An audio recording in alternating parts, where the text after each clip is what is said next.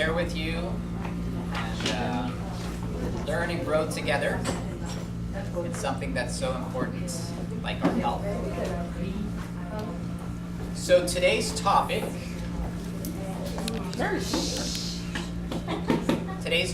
is diets. So we know that obesity is a problem. We know that losing weight is important for our health.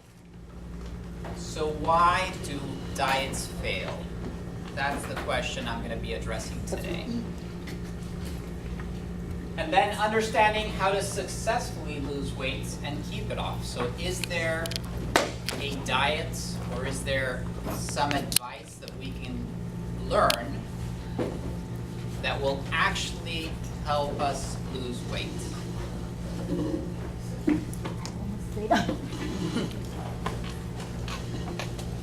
So, if we look back in time, in 1960, obesity wasn't such a problem. It was actually quite uncommon to see obese people on the street in everyday life. And certainly it was a rarity to see children who were overweight. Oh, yeah. So now we go forward 50 years, and today 2/3 of the adult population in the United States are overweight. 2/3. And obesity among children is increasing at very, very scary rates. So why is this? What has changed in these 50 years? Why is obesity such a problem? Is there an answer to this question that we've been asking for many, many years and doing research on and studies? Well, the answer is yes. And in the last 5 years, some very, very important information has come to light as far as our diets and what has changed in the food industry and why we are facing these problems today. So first, let's look at diets. I know that most of us probably at some point in our life have tried a diet. And there's some very popular diets, the South Beach diet, the high protein diet, the low carb diet, the no sugar diet, the juicing diet, all of these diets. And this is usually what happens to most of us. On day one, we're organized, we're excited about starting our diet. We prepare the foods we think we're going to need for the week. And then we start our diets. And by day 3, we start getting bored of these limited food choices. If you're juicing, then you've had juice in the morning, breakfast, lunch, dinner. Next day, breakfast, lunch, dinner juices. Third day, breakfast, lunch, dinner. By the third day, you're thinking, this is no fun. Well, I don't know if diets should necessarily be fun, but we'll get into that. So, day 5, we are too busy with our lives, with work, with children, with church, with stress of everyday life, traffic, and all of those things, to be able to maintain this, because it requires extra energy, extra time, extra planning to keep these diets. So by day 5, we just realized we're too busy. By day 6, we're hungry and irritable. And day 7, we quit and we feel shame. Not only because we quit, but because this has happened to us time and time again. And we see that we needed to lose some weight and we didn't even have the willpower to do it this time. Maybe I'll try next month. So if you've experienced this, let me tell you, you're not alone. This is the typical situation that most people go through when facing a diet.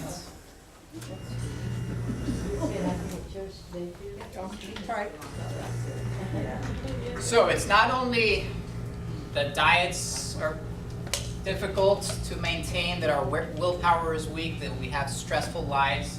It's also that we live in an environment that's very, very conducive to eating poorly. We're plagued with fast food restaurants everywhere we go. You can't drive 3 blocks without seeing a fast food restaurant. McDonald's, Pollo Tropical, Denny's, you name it. Not only that, but there's convenience stores everywhere. You stop at the gas station, and what is there at the gas station? Junk food. Pick up a hot dog, cover it with ketchup, relish, all of that's pure sweets. If not, a chocolate bar, an ice cream bar, we're in a hurry, we're hungry, let's pick up something fast and keep going. Or snacking machines. You go into schools and what do you see? A machine that will sell you chocolate bars, that will sell you granola bars, that sells sugar drinks. So it's everywhere. And then we go into our grocery store where we're supposed to find real food, and most of the aisles are dedicated to processed foods. So that's a problem. Not to mention that most of the drinks that are easily accessible and advertised by the billions of dollars are sugar drinks, when what we're supposed to be drinking is water. But sometimes it's hard to get a hold of water. It's easier to find Coke, not only here, but same in Asia, same in South America, same in Africa, Europe. It's easier to find Coke than it is to find good drinking water. So we live in an environment that unfortunately is conducive to eating poorly. We have to understand that we have a society that's working against us.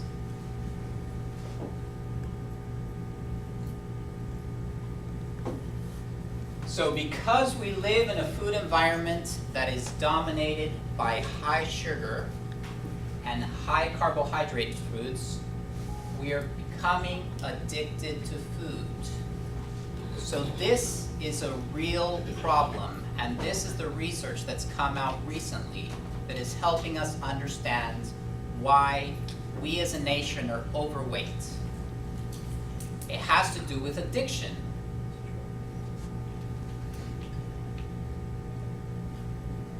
So what they're learning is that sugar is more addictive than cocaine. What they do is they put people in CT scans and they're looking at the brain and how it reacts, and they give them sugar and they see how the brain reacts. Other patients that are in recovery or whatever, they give them cocaine and see how their brain reacts. The brain actually has stronger reactions to sugar than to cocaine. They do tests with lab rats, and the lab rats will choose sugar over cocaine.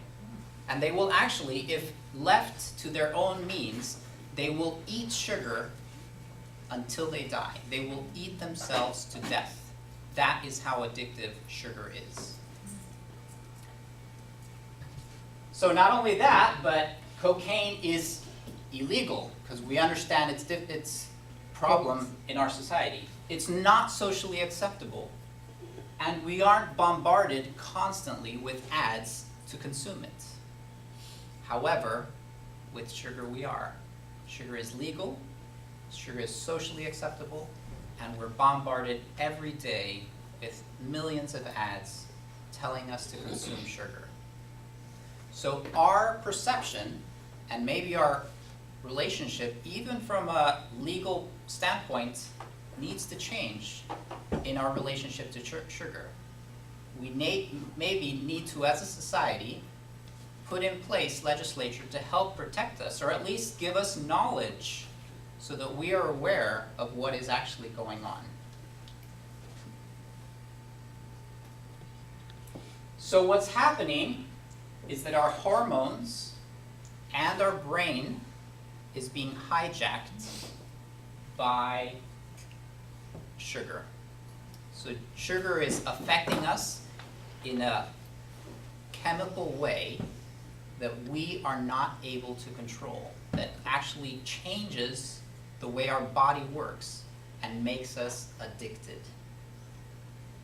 And that is the reason we are overeating.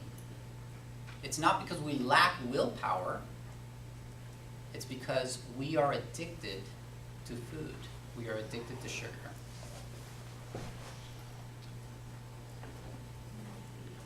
So there is a time in our lives when we should eat a lot, and that is when we're children and teenagers. And why should we eat a lot? Because we're growing a lot. A baby, when it's newborn, it can double its size in a couple months. So it needs to consume tons and tons and tons of food. And the body knows that, and the body regulates it by secreting hormones that tell the body, eat as much as you can, because we're going to need it. But then when we get to adulthood, these hormones stop being secreted, and so we should be eating a regular, healthy portion. But we aren't. The growth of our fat tissues leading to obesity is also driven and controlled by hormones. It's not the same exact hormones as when we're children, but it's still a chemical process that is controlled by hormones in our body. And what's happening is that sugar is jumping in there and breaking that natural process and hijacking those hormones. So it's causing us to overeat. So I am constantly doing research on nutrition. I'm constantly reading books. I'm taking courses on nutrition. It's one of my passions in life. And I wanted to share with you a resource that I found that is really, really valuable. It's something called UCTV. It stands for University of California Television. And what it is, it's a YouTube channel where the University of California, and that's UCLA, UC Berkeley, UC Santa Cruz, UC San Diego, all of the University of California campuses together put on lectures of different topics. And so whenever they have a lecture on nutrition, I get an email from YouTube saying they have a new lecture, and I go in and see it. So we're actually going to watch a short snippet on a series that they've called The Skinny on Obesity. And it's actually 8 lectures. And they're not very long. They're like 10 minutes each, so it's maybe an hour's worth to see the whole series. But we're going to watch episode number 4 called Sugar, a Sweet Addiction, so that we understand how sugar is hijacking our system.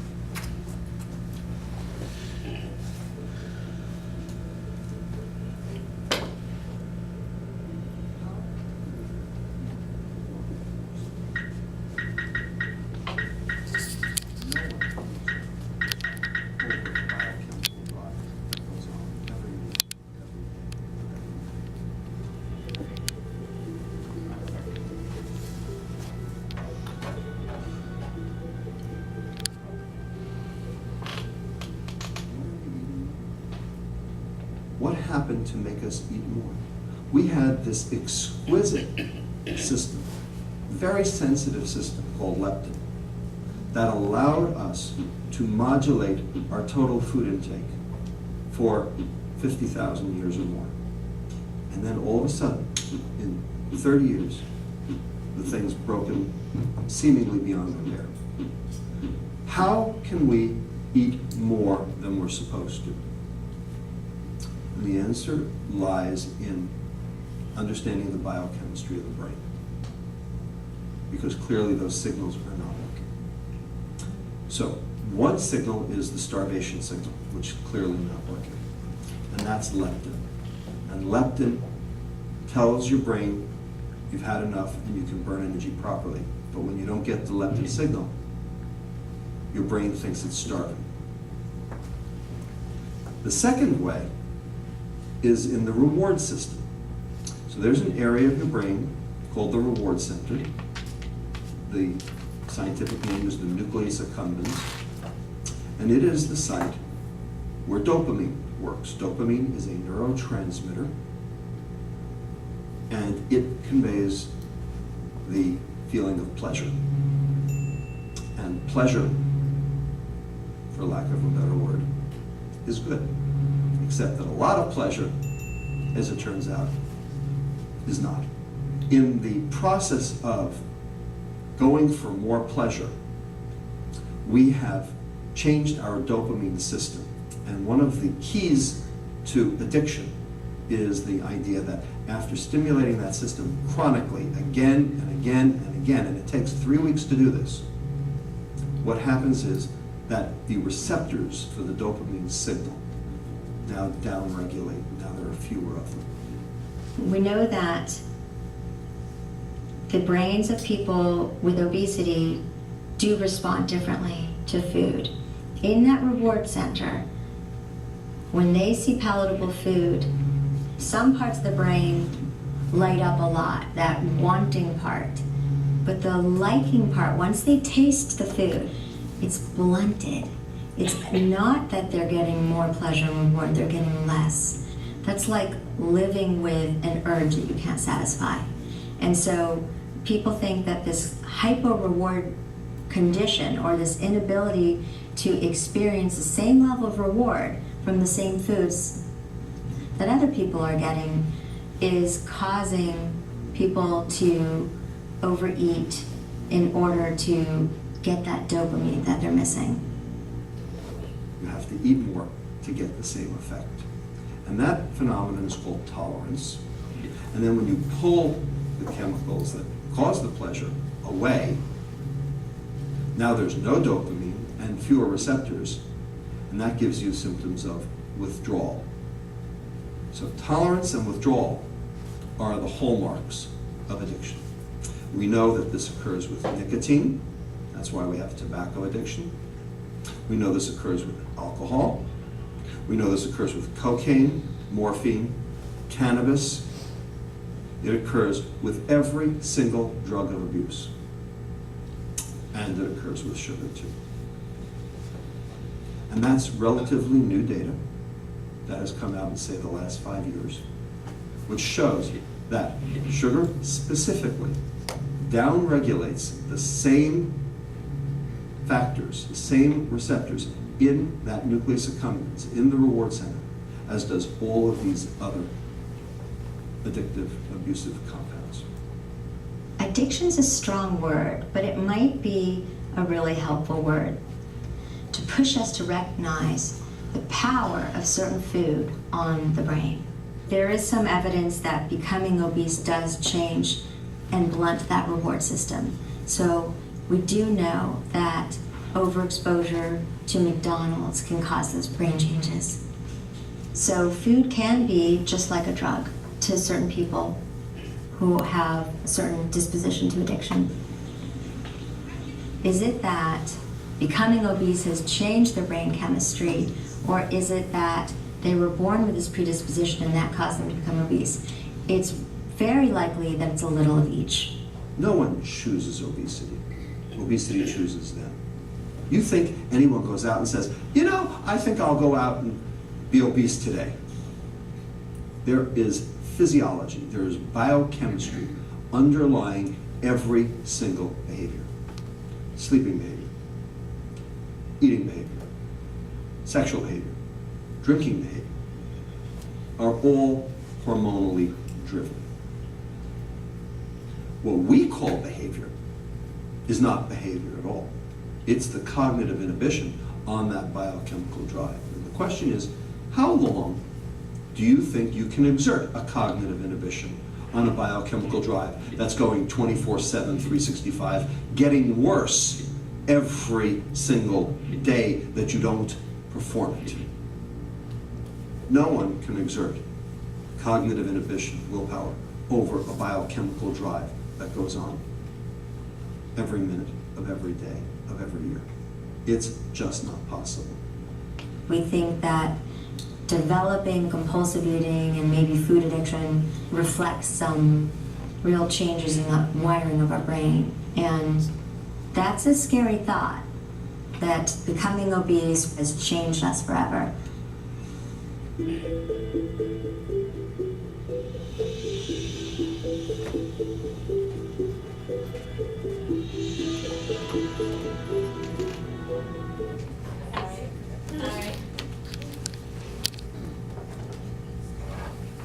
So, I definitely recommend all of you to go to YouTube and just look up The Skinny on Obesity and see all 8 episodes. They're tremendously informative. It's an excellent resource. All of them are very, very interesting and deal with different subject matters all around the issue of obesity. So, the first thing that we need to do to tackle the problem we have with eating is to correctly define the term diet. Diet should be what we regularly eat each and every day. That is our diet. What I choose to eat today, that's my diet. And what I choose to eat tomorrow and the next day and the next day. It's what I eat on a regular basis. That is my diet. This is what diet should not be. Diet should not be a temporary restriction from certain foods to meet a weight loss goal. That is a wrong word, wrong definition for diet. And that's what most of us use. Oh, I'm going on a diet for 10 days. I'm doing a diet for 2 weeks. They told me that if I just eat carrots, it's going to be great. My whole system will be transformed. I'll lose 80 pounds in 10 days. Diet is a way of life. It's not a short-term solution. So we need to reset our definition for the word diet. Diet is what we choose to eat each and every day. So if I get up in the morning and I eat Lucky Charms for breakfast, and Subway sandwich for lunch, and pizza for dinner, that's my diet. That's simple. Diet is what we choose to eat each and every day. So, the truth of the matter is that many of us are addicted to sugar. Maybe you didn't know that. But many of us are. I include myself in that. I have struggled with addiction to sugar time and time again in my life. And I didn't really understand that that's what I was necessarily fighting the whole time. But now, it's very clear to me. And what I've done recently is, I don't have any sweets during the week. Saturday and Sunday, I allow myself sweets. And that just helps me keep myself in check. And it's given me a lot more energy. It's made me feel healthier. So, our body and brain uses all processed carbohydrates, and by processed I mean refined carbohydrates, the same as it does sugar. So when we're talking about white flour, it's basically as if you were eating sugar. So when you go to the restaurant and you sit down and the first thing the waiter brings you is a basket of bread and you start eating that bread, you might as well be having dessert first. Because your body interprets and processes that exactly as it does sugar. Same with pasta, same with all of these baked goods. White rice also is processed just as sugar basically. So all refined carbohydrates. So by saying sugar, by saying we're addicted to sugar, I don't mean that white stuff that we have on our table to put in our coffee. That's part of it. But I'm talking about Coke. I'm talking about all fruit juices. For many, many years, we were bombarded with advertisements that the best way to start the day was with a glass of orange juice. Basically, you're just having sugar for breakfast. Gatorade, beer, cookies, cereals, bread, bagels, chocolate, pastries, ketchup, sweetened salad dressings, pasta, all of these are basically sugar to your body. And we just need to understand that. Sugar is hidden everywhere. The FDA recommends 8 teaspoons of sugar a day. You know how much we're eating on average? 22. 3 times what we should be eating, recommended by the FDA. And some people are eating no sugar, which means that some are eating 32. or 40 teaspoons a day. The sad thing is most kids, when they go and they have school lunch, they're already getting at least 20 teaspoons of sugar in their food, school food. They're not following FDA recommendations, not at your kids' schools and the food that they serve them, unfortunately. And we're not talking about addiction in a fun-loving way, like, oh, I'm addicted to Facebook. I've got to check what my status is and what pictures my friends posted. No, we're talking about the type of addiction that destroys lives. Like alcohol destroys lives, like cocaine destroys lives.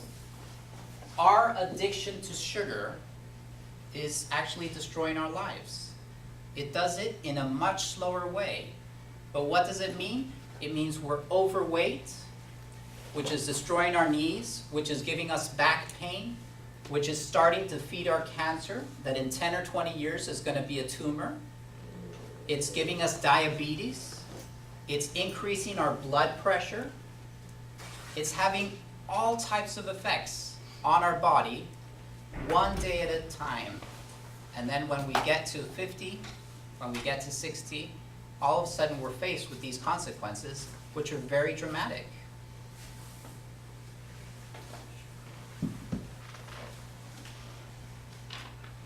So what's sugar actually doing? It's causing us to crave the wrong foods. Food is our medicine.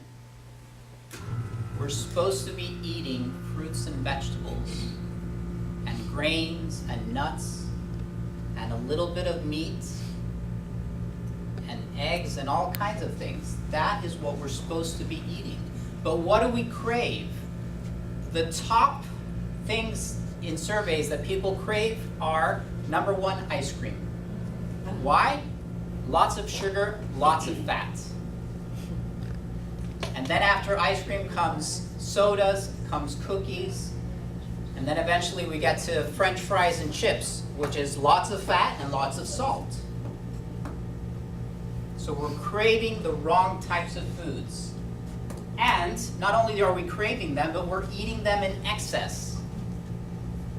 I hear all the time women make jokes about eating a tub of ice cream all by themselves when they're sad.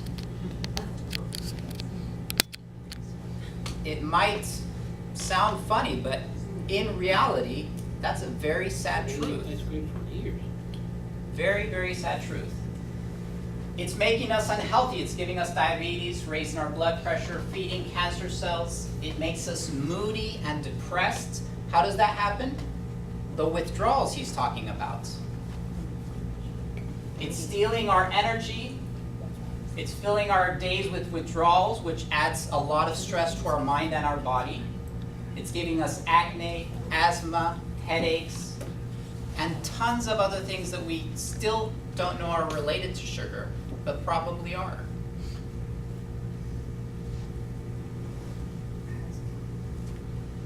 Whereas when we eat the right foods, it does make us feel full. Everything that's high in protein, like meat, like beans, it gives us a sense of fullness. Everything that is rich in fiber, like full vegetables, like fruits, they make us feel full. When we eat empty calories, like a pastry, like a donut, like a cookie, like a chocolate bar, it doesn't make us feel full. When we eat the right foods, it's satisfying and calming. It actually keeps our whole system in balance. We aren't having these ups and downs of craving, of moodiness. It's very calming to eat the right foods. When we eat the right foods, it gives us more energy. When we eat sugar, what we want to do is take a nap. It's stealing energy from us. When we eat the right foods, we have more energy. When we eat the right foods, it allows our bodies to heal and to have balance. So let's take a look at the old concept of diet and why diets fail. The number one reason diets fail is because we're trying to change all of our bad habits all at once. So we're setting ourselves up for failure right from the beginning. So if your diet is the all juicing diet, then all of your bad habits, which are drinking sodas, or having sugary cereals, or eating tons of pasta, or rice, or whatever bad habit you have, or chocolate if you're a chocoholic, all of those go away, and for a week's time you're supposed to only drink juices. It's impossible. We are creatures of habits. Our bodies do not like change. So the number one reason that diets fail is because we are setting ourselves up for failure with expectations that are unrealistic. Change takes time. We must be patient and kind to our bodies. If you want change, you need to do it a little step at a time. Make one change this week, and then make one more change next week, and one more change the week after that. And if it feels too drastic, then go back a step and wait for your body to adjust, and then make the next change. Reason number 2 diets fail is because when we're on a diet, we're hungry. And in our true definition of diets, which is what we eat each and every day, we shouldn't have to feel hungry. If we choose to eat the right foods, we shouldn't have to feel hungry. We should be having portions which are filling for our bodies, that aren't creating cravings, that aren't forcing us to eat in excess. But when we go on a diet, all of a sudden we're starving our bodies and we're feeling hungry, and we can't take that, so our will breaks. Reason number 3 diets fail. Eating healthy is expensive and takes more time. So if you're on Weight Watchers, it means you have to go to the grocery store and buy these Weight Watcher packages and have them at home and prepare them as they say, warm them up, all of these things. If we want to eat more fruits and vegetables, it means we have to go to the supermarket more regularly to have fresh fruits and vegetables and have them in the fridge, and then we have to peel them and cook them and chop them. Yes, that is true. We have to just accept it. Eating healthier is more expensive and is more time consuming. But let me tell you this, it's less expensive and less time consuming than cancer treatment. It's less expensive and less time consuming than a heart attack or diabetes or living with pain in your back and your knees every single day. So it's choices we make.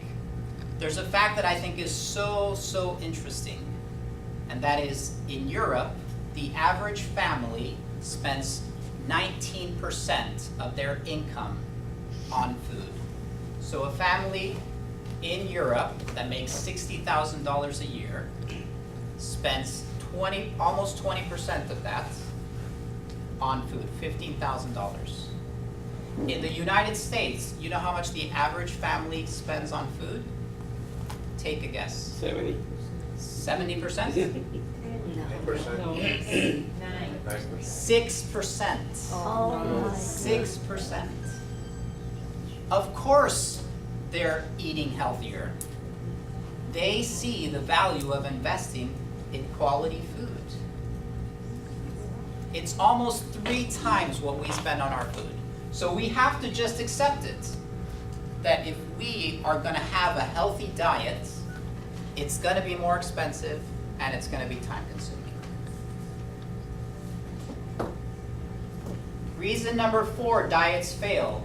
We lack knowledge. So we go on a diet that is miraculously, and we're going to eat carrot juice without even finding out if drinking carrot for a whole week is healthy for us. We just believe some guru who published a book, he must know, and he says that his brother-in-law tried it, and look at him, there's a picture of him, he's got abs of steel. And we believe it, but we don't do our research ourselves. We need to be informed. about food and how it affects us and what is healthy or not healthy. How do we go to the grocery store and choose the right types of foods? How do we cook those right types of foods? There's a lot of knowledge that we are lacking. Every time we start a diet, we're hoping for that simple eating plan that will miraculously fix it all.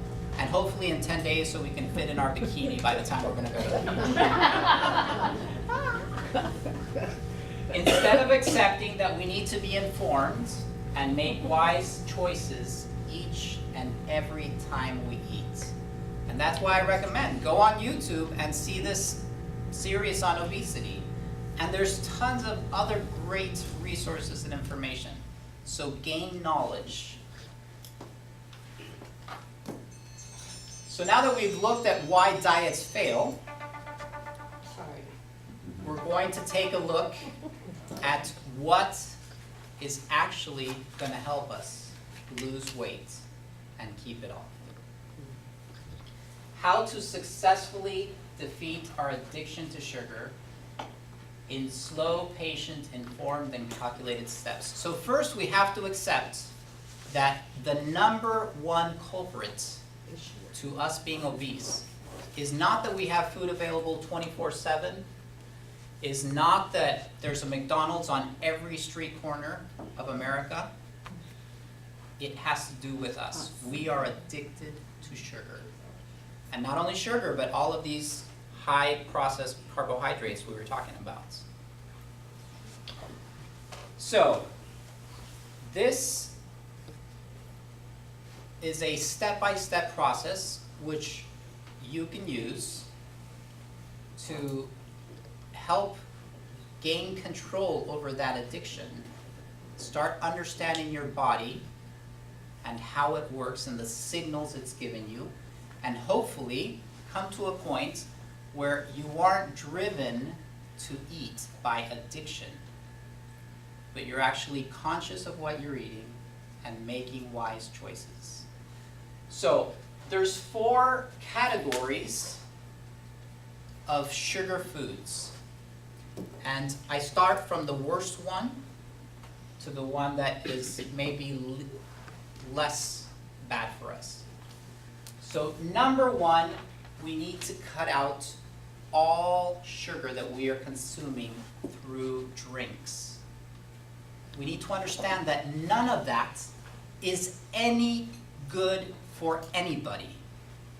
0. It has no nutritional value, no health value to your body whatsoever. You're basically consuming empty calories.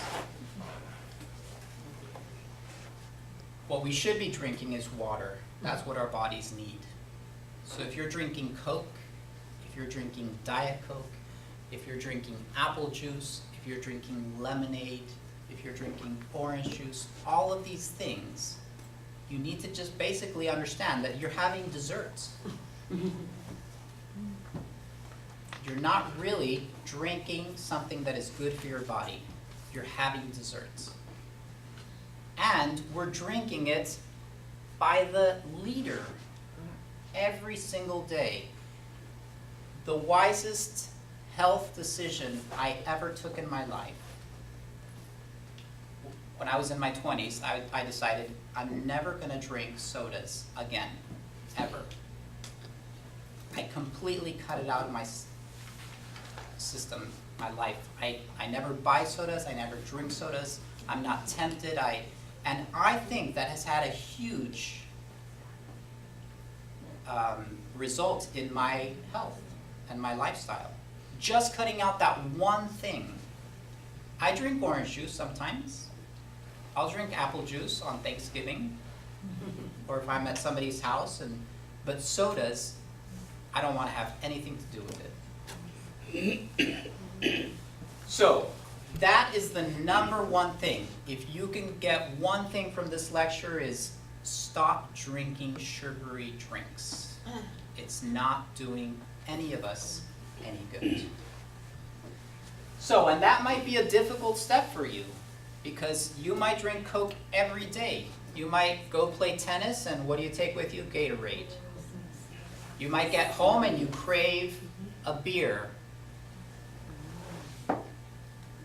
So you need to maybe say, okay, well, this is my reality. I drink 3 cans of Coke a day.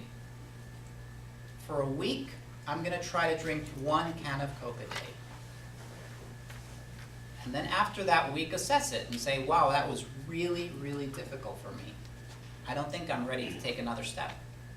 I'm gonna try another week of just drinking 1 can of Coke a day. Maybe after that second week, you feel a lot better and you feel like, wow, actually, I have more energy now. I think I'm gonna try not drinking Coke, but every other day, 1 can. And slowly but surely, in a kind and realistic fashion, help your body change these bad habits. So, everybody knows themselves best, and you know how you have to figure out for yourselves how this is gonna work, but that's step 1. Step 2 is cut down or cut out some of the junk food in our lives. I don't believe in being extreme. So I don't believe in completely cutting out sweets, unless I had cancer. In which case I would totally do that. That'd be the first thing I would do. But for me, what works is I see sweets as a treat that I'm supposed to have in celebratory situations. If I go to somebody's birthday party and they're turning 50 and they have a delicious piece of cake, I want to be able to partake in that celebration and eat cake. But we shouldn't be eating cake every single day. That is the problem. So step number 2 is know that these calories are doing nothing for our body. We're purely eating them for pleasure, and mostly to avoid withdrawal, actually. When we're at the party celebrating our friend's birthday and we eat cake, we're doing it for pleasure. When we're in line at the supermarket and we grab that Hershey's bar, we're probably just doing it to avoid that withdrawal that our brain is starting to send us signals. You need to eat sugar, because you haven't filled that addiction and that craving in 6 hours. All processed breakfast cereals are desserts, not food. So if you have cornflakes for breakfast, try to cut that out. It's not good for you. And I'm not only talking about the ones that are full of marshmallows and chocolate and no, just basic cornflakes is pretty much like eating sugar to your body. So once you've dealt with these 2, which are the really big issues, don't drink sugar, and then don't overconsume sweets, and you feel like you've got it under control, you're not feeling those cravings, those withdrawals, you're not moody all the time, you're hungry, then start tackling number 3, and that is cut down on or cut out, your choice as well, on all of these processed, refined carbohydrates. You need to understand that anything made with white flour, or with rice flour, or with bean flour, all of these processed, refined carbohydrates are basically just like sugar to our body. So when you sit down and you have a basket of bread, you're eating a ton of sugar. When you have a pizza with tomato sauce and you're like, I'm being a vegetarian today. No, you're eating tons of sugar, you're having a little bit of tomato, and some cheese. But mostly you're getting a ton of sugar. Same with pasta. So if you have a choice, you go to the supermarket and there's whole wheat pasta and white pasta, get the whole wheat pasta, for sure. It's so much better for us. So once you've addressed number 3, then you can start addressing number 4, and that is sugar is hidden everywhere. Everywhere.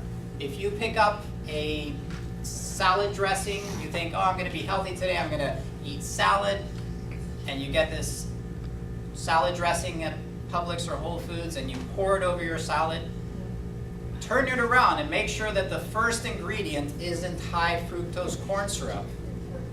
Because otherwise, you're having dessert with your salad. So then you need to cut down and become aware of, and that's the most important part, become aware of where sugar is added in everyday foods. You would not believe all the things that have sugar. Pretty much anything that is packaged in your supermarket probably has added sugar or added salt or added fat. A big problem happens, okay, so that's that. Sweeteners are even worse for us, and honey, maple syrup, and agave, they say it's all natural, it's good for us. No, it's basically sugar. That's how our body understands it. So going from drinking sugar in your coffee to maybe putting agave in your coffee, it's like 10% better, but it's still sugar. So become aware of all of the sugar. I have a business and we try to provide healthy, balanced meals for people. If you're in South Beach, the Design District downtown of Brickell, and are interested, you can look up our website, thespecialmiami.com. And then this is the website for the Cancer Prevention and Recovery group, and that is us. Every month we have the information on the next topic. We also have all of the previous lectures, so if you missed the topic and you want to go in and see what we talked about, you can do that. So thank you very much for listening. I hope you learned something useful today.